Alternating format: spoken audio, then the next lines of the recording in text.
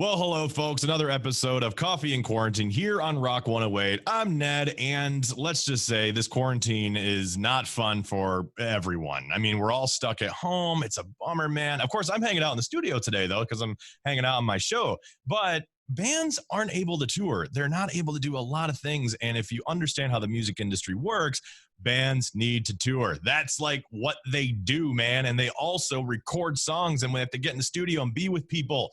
Mhm. Fans need the love, man. And today I'm so excited about this one because I've been a fan of this man since who knows, early 2000s at this point. And I've got Adam from Saint Asonia and formerly of 3 Days Grace as well too. What's going on, man? Not much, not much. Just I guess doing the same thing you're doing, just hanging by myself. You know. I've talked to a couple guys now. I was just hanging out with Virus from the band Dope, and he was also in Device for a little while. Yeah. And I love the guitar walls that you guys have. That you must. Right. Yeah. I don't have any cool. I have just a stuffed banana over here. I don't. He That's doesn't pretty play cool. very well. I noticed that. It caught my eye right when it came on. I was like, "What is that?" Yeah, dude, Yeah. it's weird. I don't know. He's kind of even has a mustache. Right. So Mustache. Yeah. we went on Facebook Marketplace, and I found it on there, and I'm like, here's something stupid we could do for radio. I wrote the guy, I'm like, if you could deliver that to the station, I will give you an extra $5 for delivery, and totally did. $10 for a big old stuffed banana. There you go. I wonder, like, who? I mean, guy must. I mean, obviously, guy was probably pretty cool, but who sells those on like? I would never think about selling. You know what I mean? I mean, people sell the most random things. It's cool though because I'll go on like eBay or something and just punch in whatever and it's Yep. there. Thanks to the internet, man, we're able to find so many things. I mean, when eBay even started in like 1998, Yeah. just looking up, like, because I'm a video game collector, and something about going out and finding the hunt of some of those things that you love, but Yeah. finding it on eBay like that, and if you're willing to pay the dough, you can get Right. it, no problem. Yeah. You know what? I remember I used to way back. I used to use a website called eSnipe. Hmm. eSnipe. I got into that. I actually got kind of addicted, I think, to buying stuff on eBay and using eSnipe because I'd find something I wanted, punch in the thing, and then it would put in my bid a half second before it ended up. That was years ago. That guy. Yeah, I know. I hated people like you, Adam. Right. Yeah, I actually felt bad about doing it, but then I was like, oh well, everybody could do it. And I'm just, That's true. You're just ahead of the curve at that point. yeah. I wasn't getting like super collector stuff or anything like that. Just random things. But actually, speaking of eBay, I just bought. I used to be into wrestling, WWF wrestling, big time when I was. Yeah. When I was, I don't know, I must have been like 10 years old or whatever it was. And Mm. I just bought the ring and I bought a bunch of wrestlers for my son. He's not even 3 yet, but he loves them. He's just, mashed them all together. I got Hillbilly Jim and Ricky the Steamboat and all these guys. So, and his favorite's Hulk Hogan, which is crazy. I don't know why. Yeah. It's just the Hulk, I guess. Well, he's the all-American hero, an all-American man. Yeah, I know, right? I know he's had his controversies and whatnot, Yeah. but in the 80s and the early 90s, especially too, just wrestling around that time was such like a mind-blowing thing. It was, and I describe it to people too that just don't really get it. I think of it as like, think of like your favorite superheroes that really exist, and they're all beating the crap out of each other in a Right. ring. Yeah, that's a good way to put it. I've always wondered what it is, even because I was so big into it, and I mean, I don't know, but that's a good way to put it. Just I have no idea. I just loved it. My dad used to wake me up on, I think it was Saturday nights Mhm. at like 11 p.m. to watch whatever the Saturday night thing was. I forget now, but I don't remember. It's Saturday. Who knows? it might have been Saturday Night Raw or something like that. Who knows? Yeah. There were so many. There was WCW. I was more of a WCW guy, but I definitely loved the late 80s WWE or Right. WWF, whatever, who knows at this point. But Yeah. what was your favorite wrestler around that time? Uh, Or who? That's a tough one, man. I think Mhm. probably Roddy Piper. Yes. I think he was my favorite. And I was watching. It's Always Sunny in Philadelphia fan too, and he's on there. Mhm. And he plays a dude. So it's kind of cool to see him acting a little bit. Yeah. Did you ever see him in the movie They Live? No, I don't think so. Oh, dude. I'll have to watch it. Please. I don't think I've seen it. I Oh don't think man. so. Oh, maybe I can describe. Maybe you have, maybe you haven't. But it's the movie where he puts on the sunglasses and you can see aliens, and he's going around doing the most epic one-liners of all time, which then influenced the video game Duke Nukem, by the way. And Okay. he just goes around Roddy Piper with a gun shooting aliens. Is that right? Yeah, I gotta watch it. Haven't seen it. No, I'll be watching that tonight. That's your homework tonight, Adam. You Yeah, have to yeah. watch They Live. And I'm going to tell you, if you have Hulu, it's on there. Oh, perfect. So you're good to go. All right. So we can sit here and talk about WWE, one more thing. Yeah. Yesterday was the anniversary passing of Mr. Randy Macho Man Savage. Right. Right. Crazy to think it's been that long. And also there was another WWE superstar named Shad who passed away saving his son. And it just was like one of the most heartbreaking things of all time, man. I bet. I was a big when you asked me who my favorite was. I was tossed between Randy Macho Man Savage and Roddy Piper.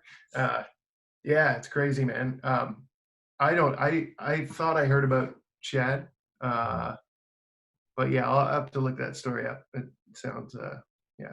Yeah, it's pretty heartbreaking, and a man who basically saving his 10-year-old son in the California ocean, and then he saved his son, but unfortunately the wave took him, man, and it's on one of my things today for the radio station. So let's before we get too far down here and let's just talk about sadness. No, we got to talk about Saint Asonia. Right.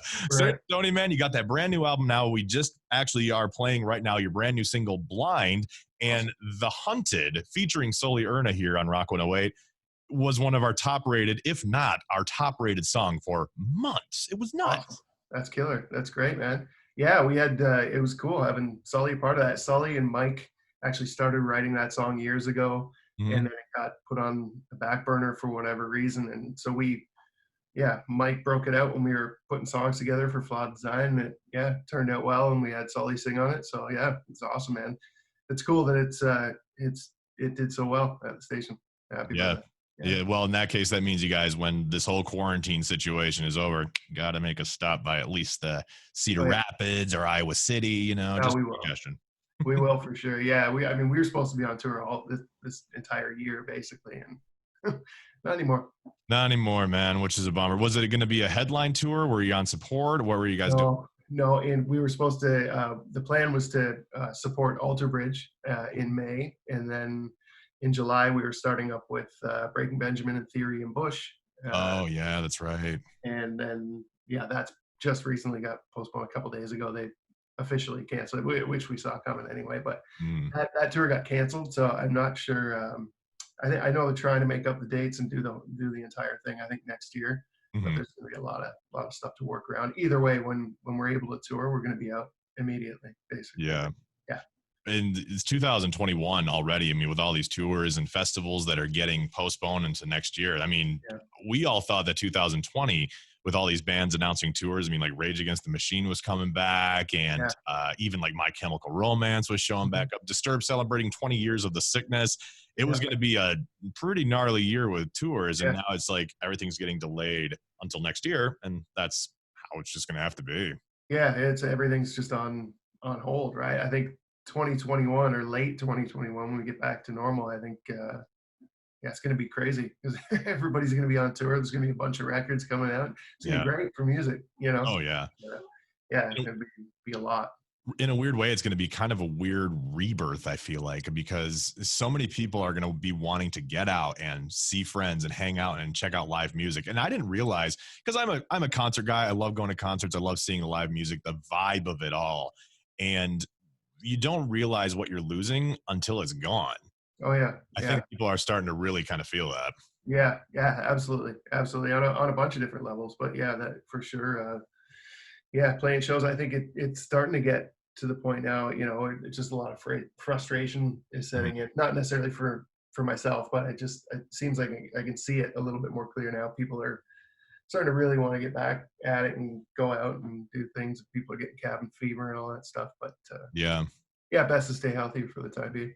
Yep, and that's why I've got my mask. Anytime I go out into the common areas, or whatever it may be, I'm always covered in this thing. So That being said, I mean, so obviously bands, like yourself, are stuck in quarantine. You're not really able to go and do stuff and whatnot. Are you doing any kind of writing or watching movies, hanging out with the kid? Well, yeah, I mean, it's obvious. I think it's a great time, good opportunity to spend time with the family, Yeah. and that's. I mean, fortunately, that's kind of what I that's what I do when I'm not on tour anyway. Is I get home and spend time with the family, and I know once touring does pick up again, I'll be gone for quite a while. So I'm just enjoying time with the family, doing that sort of thing. But at the same time, yeah, we're actually doing a lot of writing. We've already, I mean, we've been sending ideas back and forth, and a lot of songs are getting written. So I think we'll have a third record sort of ready to go, and um, yeah, but a lot sooner than we would have otherwise. Yeah. So I guess we'll see. But yeah, Staying busy in that case, which is good. I mean, it's interesting to see what kind of records and what kind of lyrics and stuff that you guys will be writing, especially during this time. I mean, being stuck in the way you are, and then obviously, hanging out with family. I like even Atreyu recently released a song called Superhero that was dedicated to like fathers and stuff, and that kind of aspect. And it's like, I feel like that's kind of some of the stuff that we might be getting out from a lot of guys like you. yeah. I think so. I've been writing a lot of different stuff, not necessarily so much lyrics, but a lot of music and melody and stuff. But yeah, some lyrics actually. Yesterday I wrote a couple of songs lyrically. Mhm. Yeah, it's tough to say where it's going to go. I think it's there's so much to write about now, and not necessarily just the pandemic, but there's all sorts of things happening, and different feelings and emotions going on during this. So yeah, it's going to be really cool. I think there's going to be a lot of really, really good music uh, Yeah, man. sooner and later for sure next year. Looking forward to it. It's going to be sweet. Yeah. So, Oh we're going yeah. to need it after all this. Yeah. Yeah. Exactly. So now I'm kind of curious. Now I got to talk about the guitar wall behind you. Yeah. You have a guitar in your hands. You said before you even got started, you were noodling around on there. What if you could pick one of the guitars that's like the one that you first draw to when you walk into that room? Which one is it? Well, it's the one that I'm holding right now for sure. This S2 PRS S2. Yeah. Uh, yeah, it's a white one. It's nice. It just sounds great. It's not on the wall because because I've got it in a stand beside me. So just basically that, and then I've got my acoustic here. Mhm. But I do have a bunch of guitars when I'm writing some stuff that's not really riff oriented or it's more songy. I've got a Fender Telly over there that does Ooh, the job nicely for that. fancy. But yeah, there's a bunch. I usually just pick up this S2 here. Yeah, yeah, It's like it's a sense of home in a way. Like, yeah, you just yeah. pick it Just up. very very used to it. It's solid. It stays perfectly in tune. It's heavy. I like it. Yeah, Yeah, so many, and I used to be a pretty big guitar player myself, but then other things take over my life, and yeah, I'm in radio. There you go. So yeah. I find myself being more a guy that promotes music more than necessarily writing it. So Right. that's where Yeah. you come in for that. So are you more when it comes to thickness of like the neck? One of those things that was one of the things that always got me is like people like kind of like a thin neck, so that way they're able to shred type of thing, or more like Mhm. a riff puncher where it has a nice and thick, bulky neck. What kind of a realm do you fall in there? Probably right. I mean, I don't know if there's a middle ground there. I think there is, but probably right in the middle. I used to play strictly Gibson guitars, and those, known for being heavy and depending on the guitar, pretty fat necks and that sort of thing. And then I went with Paul Reed Smith for, and have been for years. And they just I like being able to feel like I'm in control. I don't have to necessarily you know, I don't put all my effort into just put my Yeah. fingers on the fretboard. So, but that being said, I'm really not picky either. I'll pick up any guitar, Mm. and I could play it. I mean, if I had to play I've got an SG over here that's pretty wide neck that I play a lot too. So, kind of, yeah, not very picky, but PRS mostly. I dig it, man. See, Yeah. like in the old days when I used to like go to Guitar Center or any kind of music store, I'd always get like jealous of the kid that like all of a sudden mom and dad would come in and they'd buy him like this straight up 100% $1,000 Gibson Les Paul. And Oh here yeah. I am with like this silver tone that I bought at a store called Media Play for $100. Right. Like, Yeah. I would love to have that. I would love to have that. But the inner voice of me is like, you're never going to appreciate that guitar. And then like they Yeah. play Yeah. for a day and then they just never go through with it. I know, right? And then it ends up, on eBay, and somebody like me is using eSnake to grab it. There you go. Right. I knew it. I knew it was you this whole time. Yeah.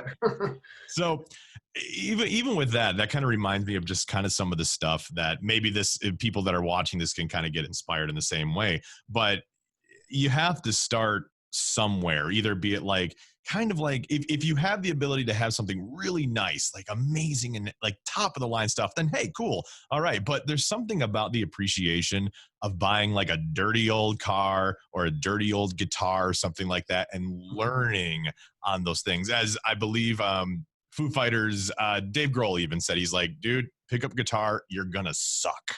You're just gonna be Yeah. so awful that first time you're gonna pick guitar. But Eric Clapton eventually had to become Eric Clapton. Right. Yeah. No, very true, man. Very true. Um, I've had a ton of guitars over the years, and it wasn't until obviously until I started to have Mhm. any success there with 3 days that I was able to buy a couple nice guitars. So yeah, I have my share of. My first guitar was a red electric Yamaha, and I Oh had wow. that for years and years. I'm not sure where it is now, but my mom might have it in her basement. Chances are good it's there. But yeah, just I bought an old '69 SG once from a pawn shop in Toronto, and the neck was cracked, and I didn't know it was cracked. I actually bought a guy sold it to me, and I thought it was. I didn't think there was anything wrong with it, but Go that figure. guitar was just a hunk of shit, And so yeah, builds character for sure. It Playing, like, does. you Well, know, there's like a sense of guitars. appreciation behind it, you know? Yeah, Like a yeah, sense of appreciation. and it does. I think in the long, it makes you a bit better of a player, maybe just in the sense that I remember like playing and my guitar was going out of tune Mhm. often, and having to in the middle of a song like recover from that being out of tune and put it back in or just stuff like that. You kind of learn. And when you get a nice guitar, it's a little bit easier. Right. Yeah. It's like, okay, if this thing does break, I know how to fix it because I fixed it on the piece of crap. Yeah, yeah, you, exactly. you got to Yeah, build it from there. So yeah. now that I've mentioned like first guitars, first of all, I would figure out some way to maybe get that guitar out of your mom's basement because that's probably some kind of rock legendary type of thing at this point. That's a good thought. Yeah, I never actually thought about it until now. Yeah. Hopefully it's there. Okay, well, if you get it there, post it up on Instagram or something like on Saint Right. Asonia's Yeah. Instagram. Be like, this is where it all started. This is the one. Yeah. I Big was 12 Yamaha. when I got it. Yeah. Yeah, see, that's awesome, man. Yeah. So, first guitars are one thing. I mean, and not everyone in the world's a guitarist, obviously, but I think one thing that a lot of people can relate on is the fact of your first car. Do you remember what your first car was? Absolutely. Yeah. First car was a Volkswagen Fox. Whoa, Yeah. Yeah. I don't know if you even know what that is or I whatever, but I no, just I, heard I it was Volkswagen. it was a Volkswagen Fox. It was a little white. I don't know. I mean, it was like it was a crappier Jetta or something. You know what I mean? And it was very square. And yeah, I mean, I was lucky though. We didn't have money growing up at all. My dad would uh, buy me vehicles and Mhm, try to like crappy cars, not new ones or anything. He'd buy me mhm, like that, like an old beat up Volkswagen, and then I'd blow it up or do something wrong with it, and then he'd lay into me about it, and then he'd buy me like a Nissan B2000 pickup, like a really rusted out thing, and so I mhm. was fortunate that way that he always kind of gave me second chances but the Volkswagen Fox was one. It was my first one, and I actually that my I got rid of that. We just left it on the side of the road one day, me and my Oh buddy. no. It blew up, and I had stuff in the trunk. I was I think I was 16 years old. Yeah. Blew up, and I was sick of the car. It was just too many problems, too many nightmares. So Mm. parked it on the side of the road. We just walked, and I left it. And I don't know whatever happened to it. It was a mystery from that point forward. Someone out there has Adam Gontier's like original Volkswagen somewhere. Or maybe, or it's just like a cube this big. Oh yeah, You that's know, most likely it. Yeah, probably, yeah. and ended up in the dumpster, or not the dumpster, but the dump in general. Right. Yeah, yeah, yeah.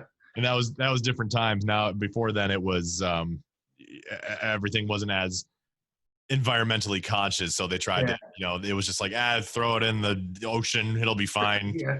no Throw big it deal. away.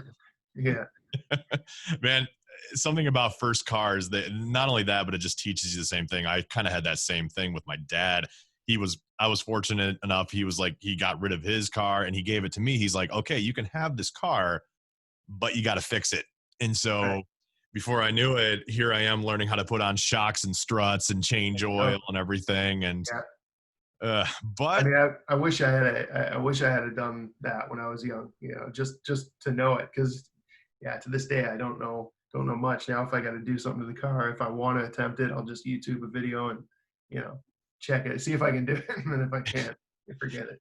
that's oh man, YouTube like I'm currently in the middle of learning or buying a house. I'm not well, I haven't bought one yet, but I'm searching for one. Yeah, So anytime I look for like a house or something like that, and all of them need work, unless you buy like a brand new house, there's like a toilet that needs to be replaced or right. like a popcorn ceiling that needs to be ripped down. Yeah, YouTube has like I feel like I can do everything thanks to YouTube. yeah, yeah, for sure. Yeah, it's pretty amazing. It's awesome. Yeah. Now, are you in a house or are you in an apartment or where are you based out of? You don't have to tell me No, exactly where, but you know. no, in a house in Ontario, a couple hours outside of Toronto. Yeah, we actually just recently bought a house. It's in a subdivision. It's we have, like I said, a 2.5-year-old, so just wanted a good little neighborhood type thing. So yeah, the place, we were lucky. The place was brand new when we bought it. Oh wow, So yeah. so it's, we're not, didn't have to do anything. That was part of what we were looking for. We didn't really want to have to fix things and all that stuff. So yeah, but nothing too fancy. Just a decent house for us for the time being, and yeah. Good call, man. So when you were buying that house, because maybe I can get some learning from Adam here. When you were buying that house, what was like the things that's like, I have to have a large living room or I have to have 4 bedrooms? What was like the requirement for your house? Well, yeah, I think the only real requirements were the number of bedrooms and the number of bathrooms. Just a bathroom on each floor, and then yeah, just enough rooms upstairs so I could make a studio, have 2 kids' rooms, and a little office for my wife, and then our bedroom. So yeah. Yeah, you realize too with bedrooms as well. Like you don't really need. I mean, a big bedroom's great, but you don't need big bedroom. You really need like a big living space, especially if you have kids. They're Yeah. running around all over the place, man. Yeah. Oh yeah. Our main floor is pretty wide open. The dining room and the kitchen and the living room it's all open. So yeah, it's good for that. He's got a couple little trikes, that he rides around on the main floor. So yeah, works for that. Absolutely. So another thing I got to point out, and then I have something else I want to chat about too. Tattoos, man. I've noticed that your arms are wonderfully covered. I'm currently working on one myself in this upcoming month. Which tattoo would you say? I mean, it's kind of hard to do, but which one was probably your most favorite or maybe most memorable? Um, yeah, that's a tough one for sure. I did have a good time with this one. It actually covers up. I used to have lyrics to "Never Too Late" Oh, oh yeah. wrapped around my arm there, Mhm. and I covered them up just because the song has a lot of different meanings, and it had a really, really obviously very, I don't know, it meant a lot to me years ago. And then, as the years went by, it sort of meant something different, and it Mhm. became something different to me. So I I wanted to put something else on this arm, similar to a sleeve type thing, and Yeah. it made sense to go over the lyrics "Never Too Late." That was my first tattoo, the lyrics "Never Too Late." So Mhm. I covered this up, and it was my most recent tattoo as well. So, and there's just some skulls and some roses, just the typical Can't go stuff. wrong. But yeah, it was fun. It was fun for sure. I'm feeling like I want to get something else done here soon, but yeah, we'll see. We'll see. Once you get that first tattoo, man, it's like there's no going back after that. It's just like I don't know. It's like a therapy in a way, you know. Yeah, yeah, yeah. It's for sure. It's been a long time since I got one, so yeah, kind of getting the itch back again. Kind of Mhm. curious that partial sleeve that you have. How long did that probably take you? This was, I think it was about 5 hours, 5 or 6 hours. Really? Okay. Yeah, it wasn't too much. Mhm. Yeah, Adrian Warwick was the guy's name, and he was really great. He's a friend of ours out of North Carolina. Really, really, yeah, really great artist. So yeah, Sweet deal, man. I'm yeah, a big tattoo fan. I love asking because artists. I don't think I've met a rocker that does not have right. tattoos. I mean, they all have to have one, man. You know who doesn't actually is Kale, my cousin who plays bass in Saint Asonia. He doesn't have any, which is Really? crazy. But yeah, Well, yeah, what can you do to convince him at that point? yeah. Well, yeah, I don't know. He's been talking about getting something because he's got twins. He just had the twins. No, yeah. So, oh boy, twins. Yeah, I know, That would right? be Yeah, nuts. yeah. So, and last, I kind of want, because you mentioned this too, how you had the "Never Too Late" lyrics on you. You said that was your first tattoo you got, right? Yeah. W- Was that way before you recorded it for 1X, or when about that time did you get that?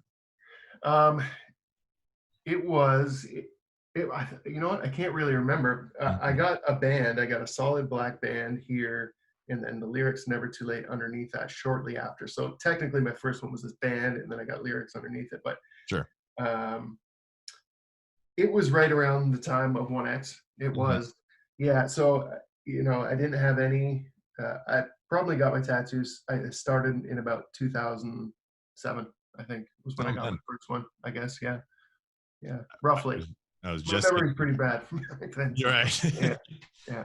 So I actually interviewed you like I think well over a year ago at this point. Actually, no, right around when the album dropped. Right. And obviously it's pretty obvious, Adam from formerly of 3 Days Grace and Yeah. everything too. And I gotta tell you, man, 1X was easily and still is one of my top five favorite albums of Awesome, all man. time. It's just Okay. so there was this time in my life too, man, where like we all go through breakups, we all go through that really kind of really hard time, Mhm. and it was a 1-2 punch. Like I got out of a relationship that was really like in deep, and then I Right, immediately went to the rebound one, and right. there was two songs on there that just like it helped me through so much, and one of them Okay. specifically is a B-side, Time of Dying. Oh, yeah. Yeah, yeah, yeah. That That's was cool. That's amazing, yeah. Yeah, that song was yeah, the song was kind of a creeper. It was one of those songs, like, we wrote it a little bit later in the process or whatever, and, yeah, we didn't really yeah, I mean, the whole it's crazy because that record was really well received by everybody, like, Mhm. and all the songs on it were, songs like "Time of Dying" and, other ones over and over, songs like that were just people loved those songs. It was like the whole record people loved, and that was really, really cool, you know? It wasn't just the singles, it was the entire album, and that's sort of what you set out to do. That's your goal when Yeah. making a record. You just kinda want people to enjoy the entire thing, not just a single here and there. So, yeah, it was pretty amazing that we Yeah. ended up with that, yeah. There's very few albums, like you just said, that you can kind of like listen all the way through. One of those, I mean, American Idiot from Green Day is still one of those ones. Pink Floyd's Dark Side of the Moon. I mean, it's just one of those Yeah, like front to back yeah, type of albums, yeah, yeah, and I can see that. I mean, especially in today's music world too. I mean, there's so many bands, and maybe you guys are on this as well too. I don't know, but the fact that bands at this point are really about releasing just singles and not necessarily just flat out albums anymore, because they say albums don't sell, singles obviously sell better. Is that something you guys kind of fall under the same realm too, or is it straight up rock albums kind of thing? You know what, we're trying I mean, we've been talking about it a lot. It's tough to, it's really tough to sort of figure out and decide what route to go. We have talked about that. We talked about it seems like, people are just making a lot of artists are just putting out singles or Mhm. putting out, EPs or something. Yeah. We actually talked about putting out an EP, when the whole pandemic thing is over, maybe because Yeah. we have a lot of songs sort of ready to go and that sort of thing. So we are thinking about recording like maybe a 3 or 4 song EP and just putting it out, just to get some more music out there. But yeah, it's tough. I mean, for me, I was definitely influenced by records. Had actual albums and cassettes and then Mhm. CDs. So it was always nice to have the physical thing. But now it's yeah, you don't really need it. So yeah, trying to kind of hang on to what what inspired us and that sort of thing, but at the same time trying to move forward and times are changing. So Yeah, yeah. yeah, I actually yesterday, or was it about 2 days ago? Fortunately, here in Iowa, where we're based out of, we still have a video rental store chain still here. So nice, it's called Family Video. I love it, and I've been going to it since I was probably like 3 when I lived in awesome, Michigan years ago. yeah, And there's something about like, same thing can be said for music. Like you can download a song or you can watch a streamed movie like They Live Tonight for You. That's what you're totally going to do, right? Totally figured out much. Oh yeah, I'll be checking it out. Yep. Okay, good. So there's something more personal about like a full album. Like you unfold the gatefold if you have like a record, or you look at the box of a DVD or a VHS tape. I just don't get that same feel like rifling through a Netflix stream or something. Right.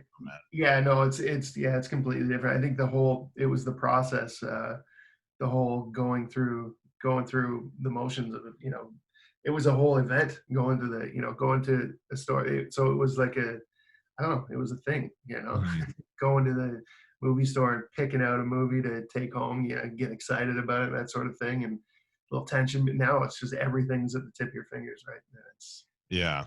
it's kind of it's taken away from any sort of suspense or anything like that, I guess. Yeah. You know? It's not really like it doesn't feel, especially if you have, I don't have kids yet or anything like that, but I guess it was like kind of an event, like going to the video rental store.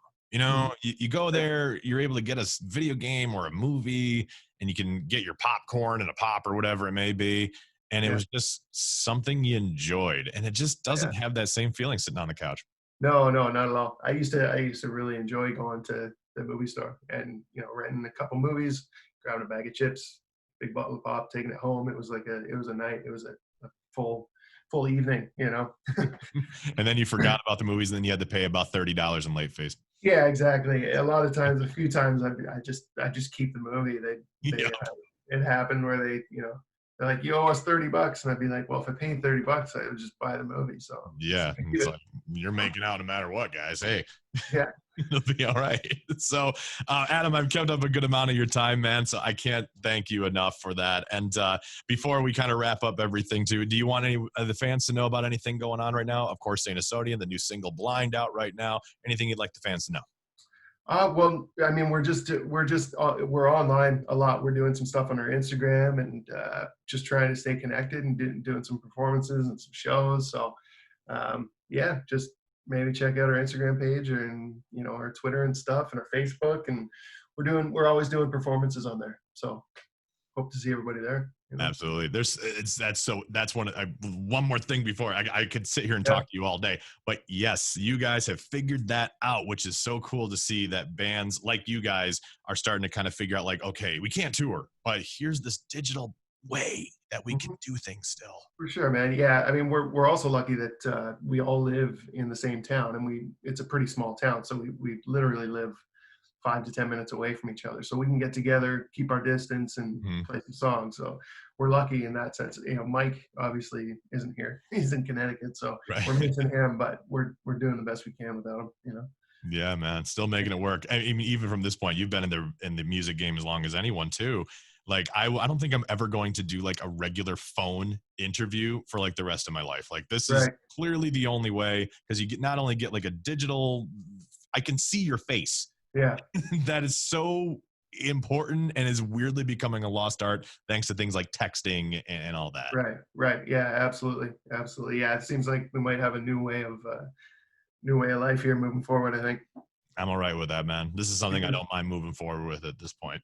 Yeah. Yeah. You too. A- Adam, man, it's such a pleasure to chat with you, man. I mean, You I've too, been man. listening to you since the beginning of 3 Days Grace, and of course, even 1X being one of those albums that really kind of saved me in a really rough time. So I Oh, it's can't thank you great enough. to hear, man. Of course. Yeah. Absolutely. Thanks for the support. I'm glad been You're able to help a little bit. Yeah, you're always going to have it, Adam, man. And I appreciate, and of course, one of the most defining voices, when I think of like defining voices from that time, there's Chad Gray of Mudvayne, Adam from 3 Days Grace, Saint Oh, Asonia. It's cool, just like, man. you Oh, can't thanks, dude. compare. I appreciate that, man, a lot. Thank you. Absolutely. Now I'm gushing at you the whole time. Anyways, I'm going to get out of here. But before we call it a day, um, I post this up on rock108.com, and we always have to have like a screenshot, like a quick little screenshot that we can take 3 seconds just to kind of pose for. So Yeah, I'm going to ask you to do like a pose. You can smile, you can be weird, you can just be like, hey, cool, my name's Adam, or whatever it may be. I'm the weird guy, so I'll do whatever. But let's yeah, do it. yeah. Let's do it, man. I'll All right. just do one of these maybe. Cool. I dig it. So in a screenshot in 3, 2, 1.